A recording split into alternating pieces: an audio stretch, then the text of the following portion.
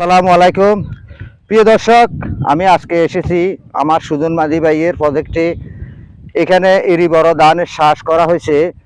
আশা করি এবারে ধানের ফসল ভালো, বাম্পার ফলন আশা করা যায়। কিন্তু এখানে অনেকটাই শ্রম দেওয়া হয়েছে, অনেক শ্রমের বিনিময়ে আজকে এই ফসল উনি পাচ্ছে, কিংবা আবহাওয়া যদি অনুকূলে থাকে তাহলে উনি বাম্পার ফলন পাবে। তাই আমার এই সুজন মাঝি ভাইয়ের জন্য আপনাদের দোয়া প্রার্থনা চাইতেছি, আপনারা দোয়া করবেন। আর আমাদের এই বাংলাদেশের প্রতিটা জায়গাতে এরি বড় ধান করা হয়েছে। তো এরি বড় ধান এটা হলো আমাদের রিজিক। আমাদের এই রিজিকগুলা যেন আল্লাহ পাক অশেষ মেহেরবাড়িতে যেন সুস্থ থাকে, সবল থাকে। যেমন এই যে সামনে কালবৈশাখী ঝড় আসতেছে, কালবৈশাখী ঝড়ে হয়তো অনেক সময় দেখা যায় শিলাবৃষ্টি হয়, বিভিন্ন রকমের ঝড় তুফান হয়। সেটার থেকে যেন আমাদের রিজিকগুলা যেন আল্লাহ পাকে যেন ঠিক মতো রাখে, সে প্রার্থনা আল্লাহ পাকের কাছে আমরা জানাই।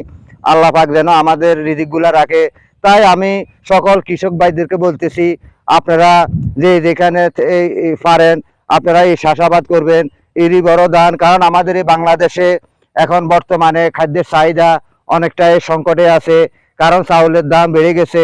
আমরা যে যেখানে পারি চাষাবাদ করলে, চাষাবাদের মাধ্যমে আমরা যদি উৎপাদন করতে পারি তাহলে আমাদের চাউলের দাম কমে যাবে। চাউলের দাম আমরা যদি কমাইতে পারি, কমাইতে হলে আমাদেরকে চাষাবাদ করতে হবে।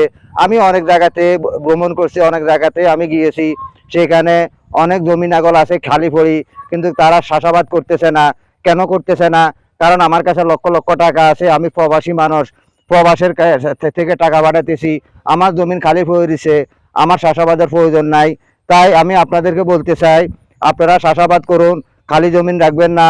কারণ আমাদেরকে কৃষি ক্ষেত্রগুলা উঠাই নিতে হলে আমাদেরকে চাষাবাদ করতে হবে। আমাদের এই নতুন বাংলাদেশকে আমরা একটা স্মার্ট কৃষিতে পরিণত করতে পারবো, সেই প্রত্যাশা রেখে আমি এখান থেকে বিদায় নিচ্ছি। আসসালামু আলাইকুম।